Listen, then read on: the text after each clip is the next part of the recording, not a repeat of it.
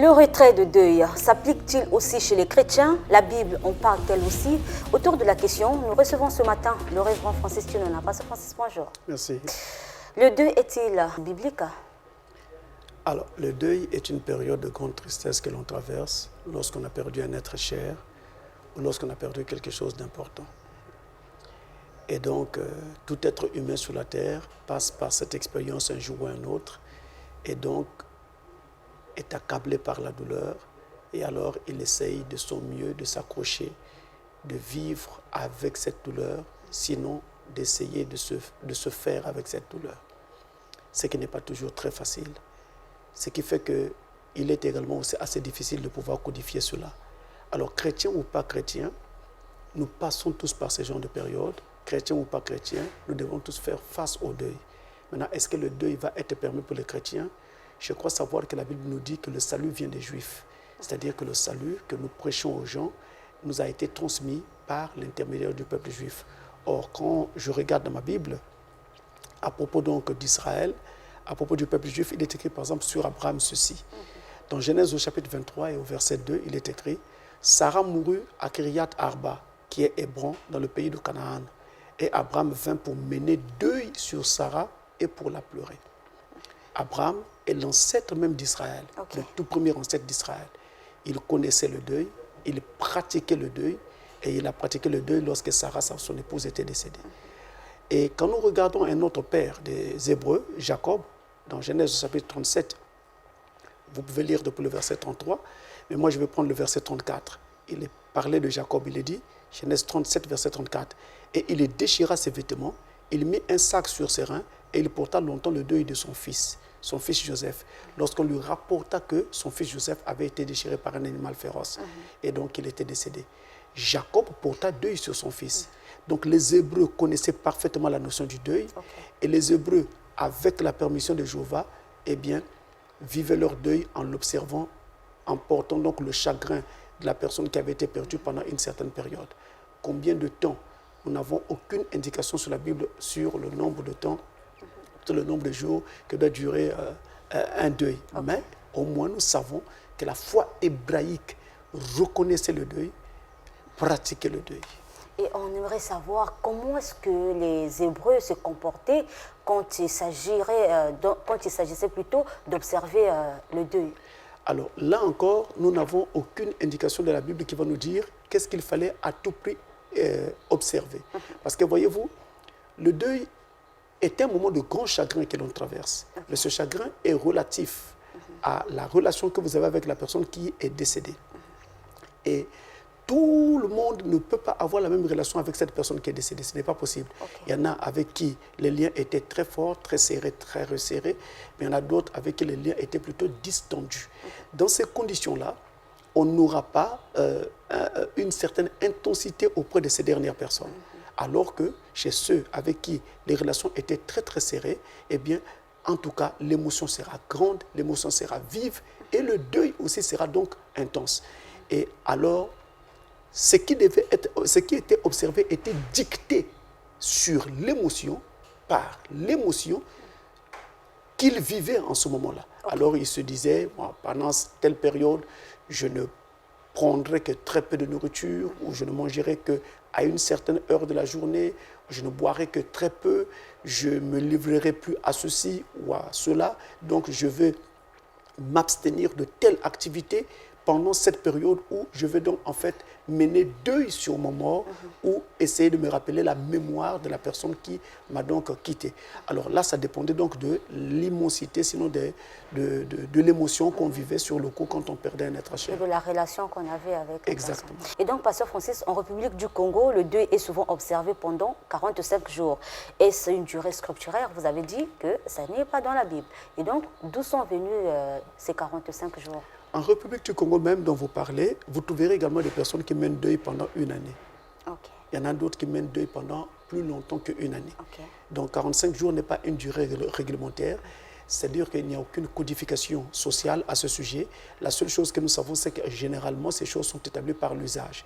Il y a une première personne qui le fait, une seconde personne lui emboîte le pas, et finalement, les gens se disent, mais tiens, cela avait été très bien apprécié par l'entourage, donc on peut aussi faire comme cela. Et finalement, ça se généralise. Et quand ça se généralise, alors c'est pourquoi on dit que ça s'établit par l'usage. Donc ce qui se fait, le deuil de 45 jours minimum en général qui se fait en République du Congo, eh bien c'est comme ça une durée qui a été établie par l'usage. Et donc les gens se sont mis à le faire parce qu'il y a eu des précédents, des prédécesseurs qui l'ont fait avant eux et cela avait été apprécié par la société. Mais ce n'est pas, il n'y a pas un texte qui indique cette durée, ni dans la Bible, ni dans les lois de la République. Ok. Et pourtant, Pasteur Francis, vous venez de dire que lorsque on est en deuil, ça dépend de la personne et du lien que vous aviez avec la personne décédée. Par contre, en Afrique, en général, sinon au Congo-Brazzaville en particulier, on attache souvent des fils aux enfants laissés par le défunt à la taille ou au cou pour matérialiser le deuil. Les chrétiens devraient-ils aussi accepter cela au nom de la tradition, bien sûr? Bon, en fait, lors de la pratique du deuil, il y a plusieurs choses qui ont en cours. Par exemple, on décide de ne plus changer de tenue. Okay. On a toujours une tenue noir-blanc ou alors une tenue d'une certaine teinte plutôt pâle tout le temps donc, du deuil. Donc on a une tenue comme ça et on va le garder vraiment pendant tout le temps.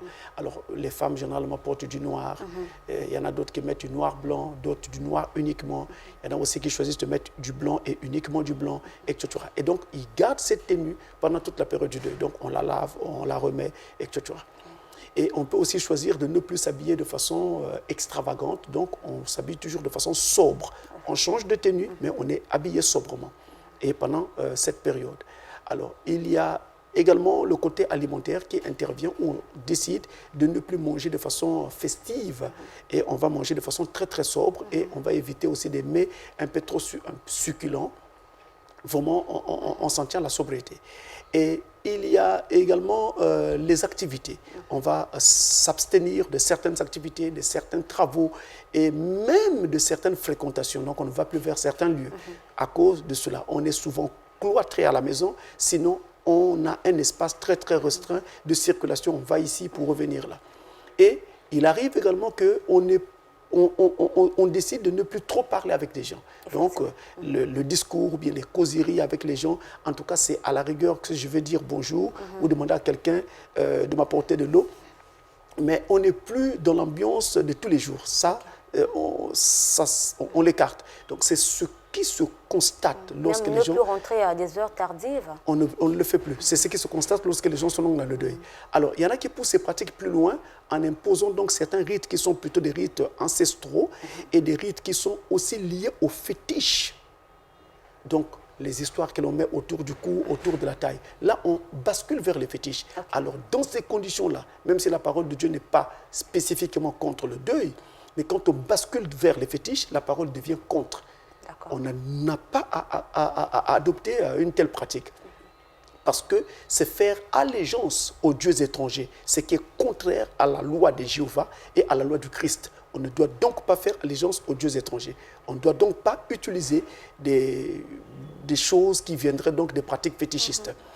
Maintenant, il y a une chose également qu'il faudra souligner. Il arrive que plusieurs personnes à la fois dans la famille entrent en deuil pour le même mort, le même défunt.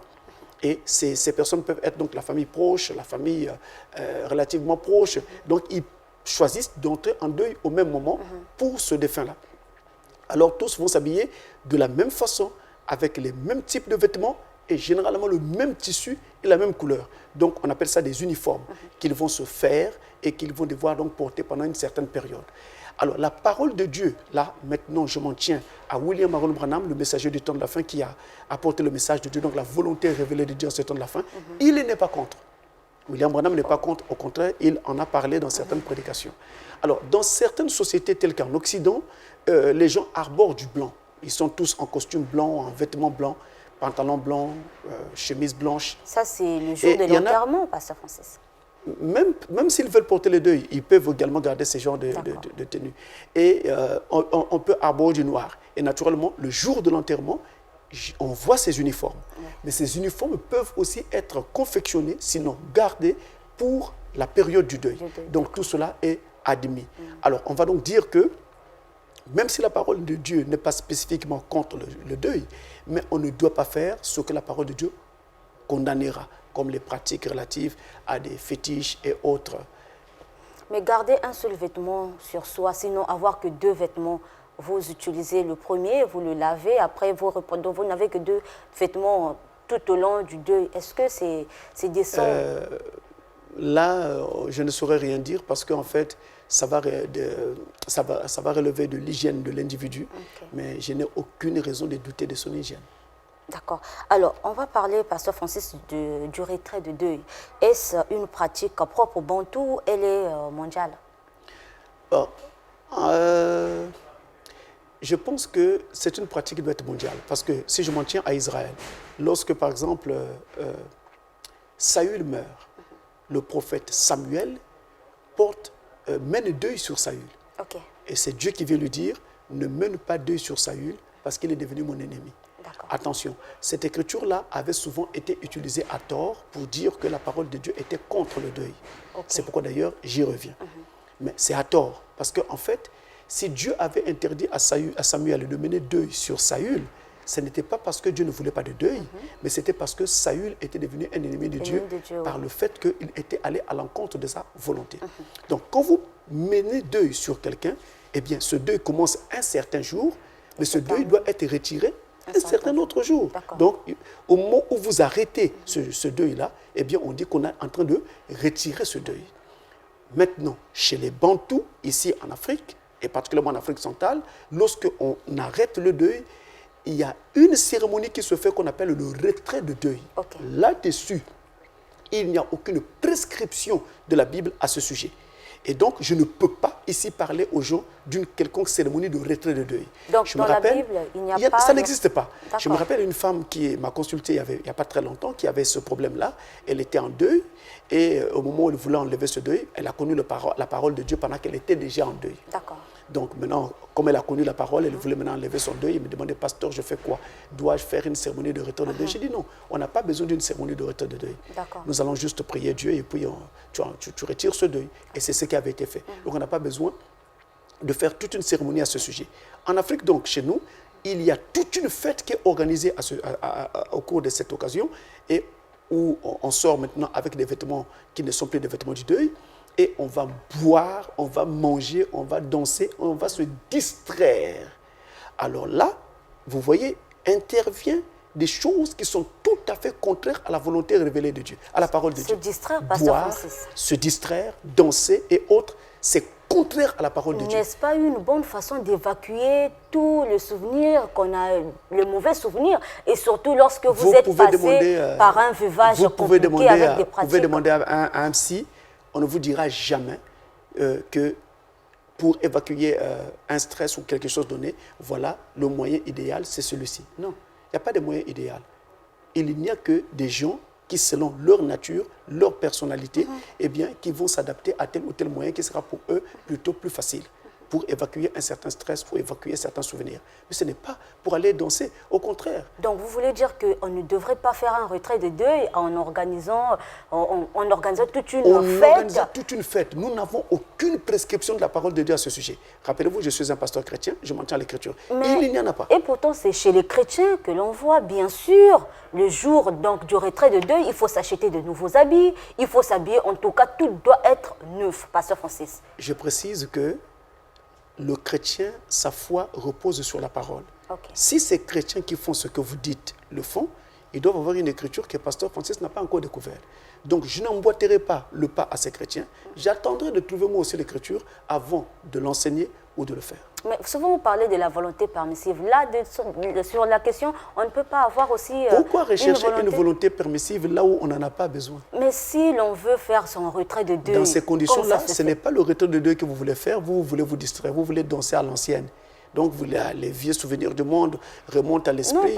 Vous voulez profiter de cette occasion pour exhiber quelque part de Pasteur danse. Francis, vous voyez, pourquoi vous enfermez dans le christianisme quand vous voulez être danseur professionnel? Pour ceux qui en observent pendant 45 jours, ils ont eu les mêmes habits, ils ont eu souvent les mêmes tresses. On fait des tresses qui vont vers le bas. C'est souvent comme ça chez les Bantous ici, surtout en Afrique. Et donc, après ces 45 jours, il faut donc faire le retrait de deuil. Et donc intervient de nouveaux habits, comme je l'ai dit, et une nouvelle coiffure, Pasteur Francis. Pourquoi ne pas permettre cela en tant que volonté est-ce que pour permissive? faire une nouvelle coiffure, j'ai besoin de danser? Non, nous D'ailleurs, avons été dans un se moment de coiffer deuil. et danser, c'est deux exercices qui ne vont pas ensemble. Hein.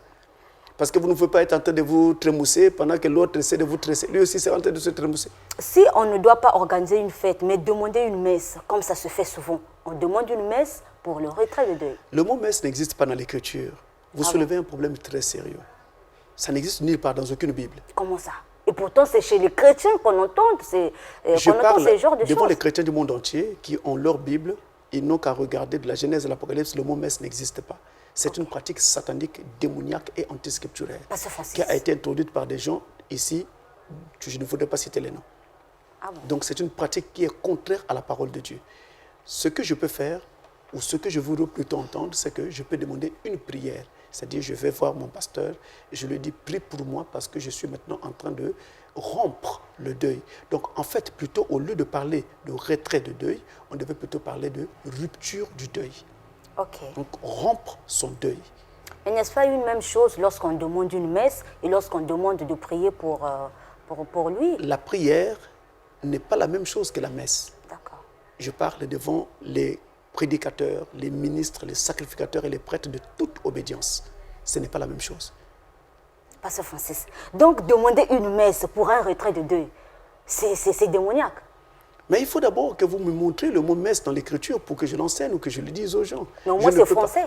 Un médecin ne peut pas prescrire quelque chose qui n'existe pas dans aucun livre d'académie de médecine, dans aucune école de médecine. Il doit prescrire ce qui est conventionnel.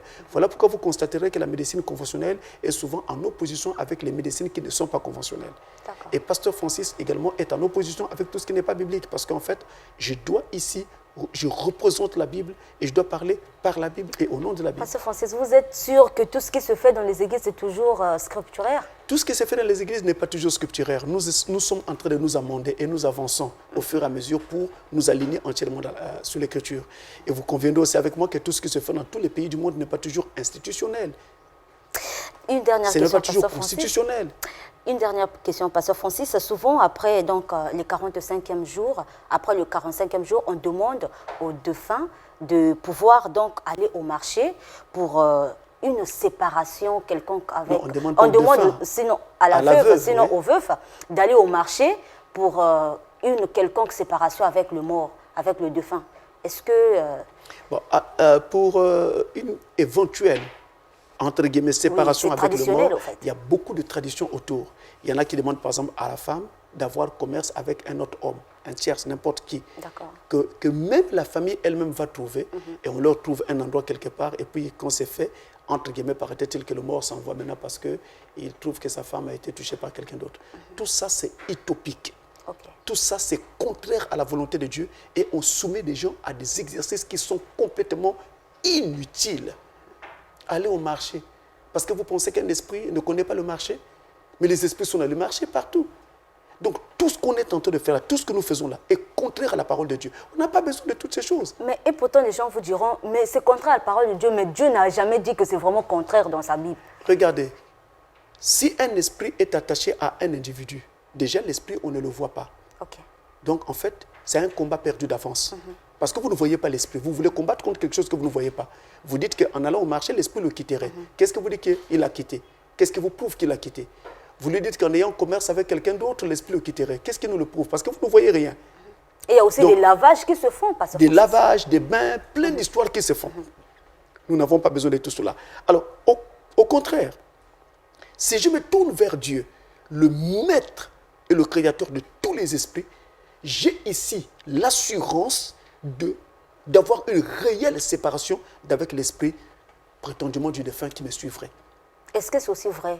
Après la mort de votre conjoint, l'esprit peut vous suivre. C'est faisable? Bon, c'est un domaine qui est très délicat et très glissant, mais je vais simplement vous dire ceci. Il arrive que quand quelqu'un meurt, parce que quand quelqu'un meurt, il se produit une séparation de son corps et de son âme. L'âme, c'est la nature de votre esprit. Donc les deux sont séparés. Le corps et l'âme se séparent. Alors, si cet homme qui est en train de partir, je parle maintenant de l'âme, se rend compte qu'en fait, il n'a pas encore fini certaines choses ici sur la terre, il n'est pas sur le départ, il n'a pas envie de partir. Ok. Alors, c'est alors que vous entendez parler des conditions telles que la personne, on la voit encore, ou bien elle tourne encore autour de X ou de Y. C'est souvent ce genre de choses qui se font. Parce qu'il estime qu'il n'a pas encore fini une certaine activité. Peut-être qu'il construisait une maison et choses de ce genre. Il y a aussi la question de l'affection, de l'amour. Si cet individu qui vient de décéder aimait beaucoup un certain enfant, alors son esprit n'a pas envie de quitter cet enfant qu'il a abandonné. Ok. Il aimait beaucoup sa femme, il était très attaché à sa femme, il l'idolâtrait presque. Alors son esprit n'a pas besoin de quitter cette femme-là qu'il est en train d'abandonner. Et donc il ne veut même pas que quelqu'un d'autre se tienne à côté d'elle et tout. Et donc en ce moment-là, il ne veut pas partir, il reste tout autour. C'est là que vous entendez parler des esprits qui errent, ça et là. Et que donc on voit. Et vous entendez parler de quelqu'un qui est mort, on n'a pas encore enterré, mais on dit qu'on l'a vu. Alors que en ce moment-là où on le voit, il était déjà décédé et le corps se trouve déjà à la mort. Mais pas après être... C'est après. Même après l'enterrement, on voit encore des gens qui apparaissent. Ok. Et dans nos familles, tout le monde, presque dans sa famille, a des témoignages de ce genre. Maintenant, donc, il y a ces différents aspects-là. Maintenant, il y a un autre aspect des choses où c'est plutôt le sorcier qui est vivant, qui est en vie, qui va prendre l'image du défunt et commencer à faire donc toutes sortes de manèges autour, de jouer avec les esprits des gens autour de cela. Mais la veuve peut ressentir l'esprit. Justement, on peut sentir la présence d'un esprit. Un esprit, ce n'est pas physique, c'est spirituel, mais on ressent sa présence par des émanations qui proviennent donc de cet esprit et qui nous frappent. C'est alors que quelquefois ça peut produire, c'est l'individu qui ressent ces émanations-là, de la chair de poule. Il y a même parfois des transes qui interviennent chez l'individu qui ressent ces différentes présences. Alors, Pasteur Fossès, merci. C'est sans prix.